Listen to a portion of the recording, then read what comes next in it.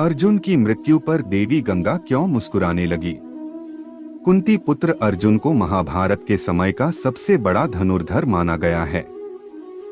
ऐसा भी माना जाता है कि अर्जुन के पास अगर धनुष चलाने का कौशल नहीं होता तो पांडव शायद ही महाभारत युद्ध जीत पाते।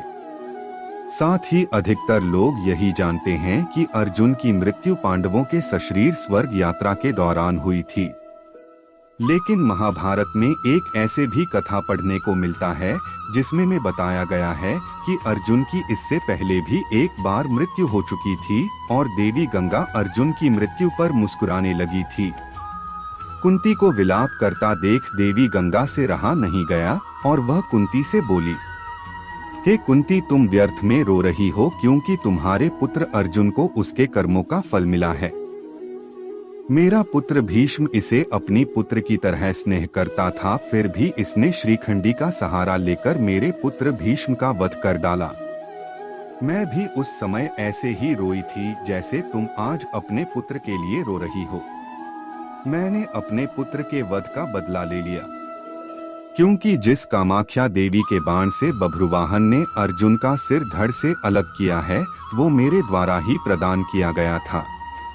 देवी गंगा की मुख से बदले की बातें सुनकर श्री कृष्ण हैरान हो गए और बोले, हे देवी, आप किस बदले की बात कर रही हैं?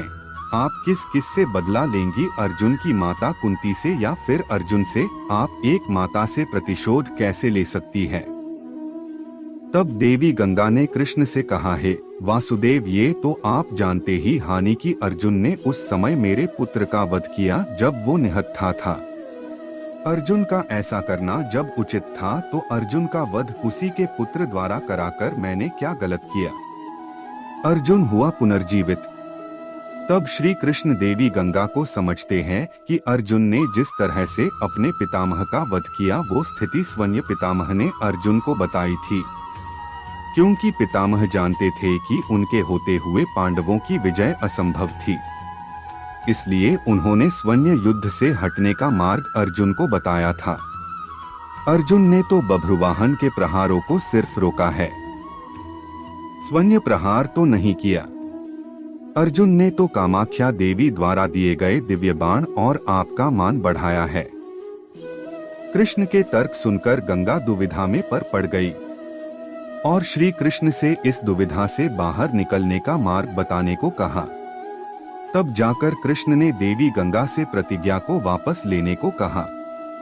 फिर देवी गंगा ने अर्जुन के सिर को धड़ से जोड़े जाने का रास्ता बताया और उसके बाद श्री कृष्ण ने अर्जुन की दूसरी पत्नी और बभ्रुवाहन की सौतेली मां उलूपी से प्राप्त नागमणि द्वारा अर्जुन को जीवित कर दिया।